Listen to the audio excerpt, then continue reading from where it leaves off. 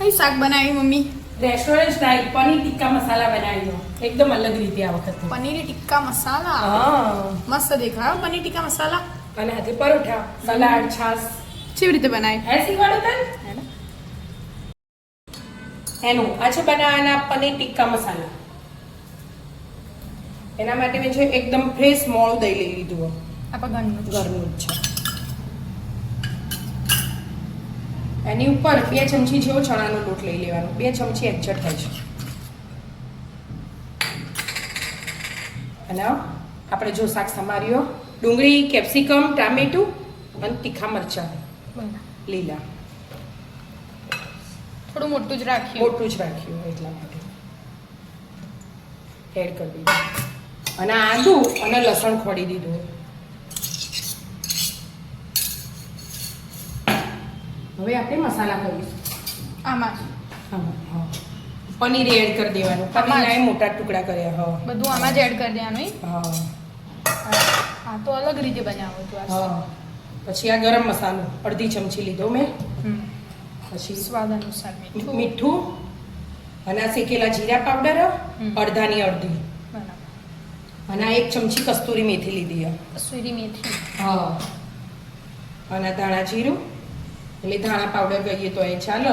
Totally બધા શાકનો મસાલો આવે હા એ આમાં જ કરી દેવાનો. અને લાલ મરચું તીખું લીધું મેં. અને થોડો 1 સ્લાઇડ અજમો. હવે બધું મિક્સ કરી દેવાનું. બરાબર. નીચે દહીં લોટ ન હોય ને મસ્ત. હવે આપણે કલર લાવવો હોય ને લાલ તો કાશ્મીરી એડ કરવાનું.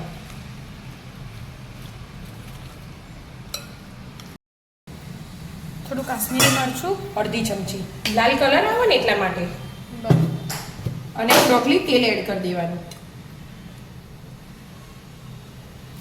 અને પછી બધું મિક્સ કરી દેવાનું પાછું. આ શાક એકદમ લાલ હોય ને એટલે સારું લાગે. આંખેથી એમ થાય કે ખાઈએ આપણે પનીરનું શાક. બસ મિક્સ થઈ ગયું. અને સાઈડ પર રહેવા દો.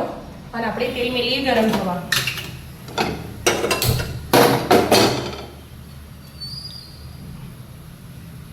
બે ડોકલી તેલ મેલ્યું ગરમ થવા. શાક વઘારવાની તૈયારી કરું.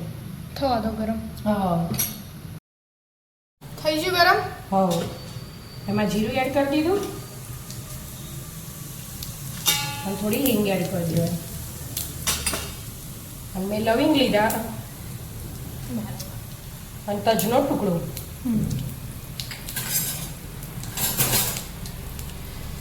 બધું મિક્સ કરી દેવાનું. હવે પહેલા ડુંગળી એડ કરી દેવાની. તમારી નાખી હોય 1 જ નાની ડુંગળી.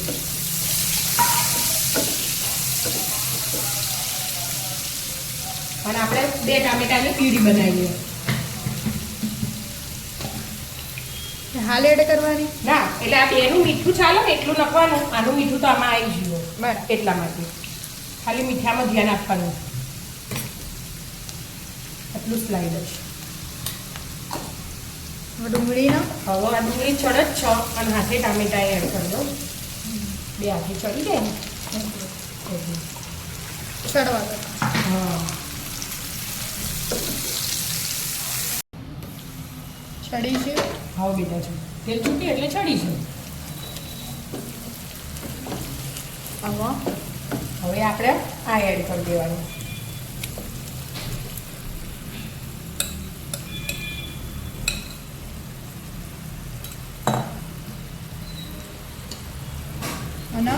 અને એમાં પાણી રેડવા થોડું પાણી ગરમ કરશું આપણે.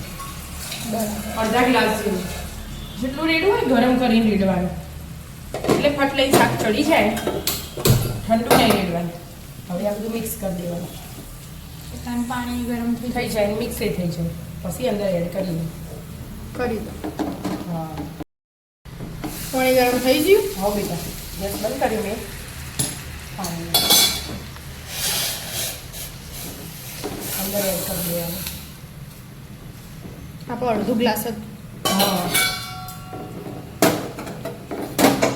બરાબર ચડવા દેવાનું શાકનો. આપણે આમ તો ગ્રેવી ચડવી દેતો અને પછી બનાવતા ને ગ્રેવી મિક્સરમાં દળ્યું હમ. એવી રીતે પનીરનું શાક બનાવીએ આજે અલગ રેસ્ટોરન્ટ સ્ટાઇલ બનાવ્યું એવું હા કોઈ બધી નહીં. કેટલી રીત આવે શાક બનાવવાની તો બધાની આપણે અલગ અલગ. બધાની અલગ અલગ હોય એમ અમે આજે આવું બનાવ્યું ચડવા દે. ગેસે ચડવા ન દેવાનું 10 મિનિટ ચડી ગયું આવો બેટા જો તેલ છૂટી ગયું ને એટલે ચડી ગયું એનો મતલબ હવે એમાં એડ કરી દેવાનું થોડી કરી લીધી અમે કસૂરી મેથી ઉપરથી ઉપરથી ખાલી હવે એ જે જો હાલ કાઢી ને બહાર ચોમાસું થોડી ક્રીમ એડ કરી દેવાની ઉપરથી ફ્રેશ ક્રીમ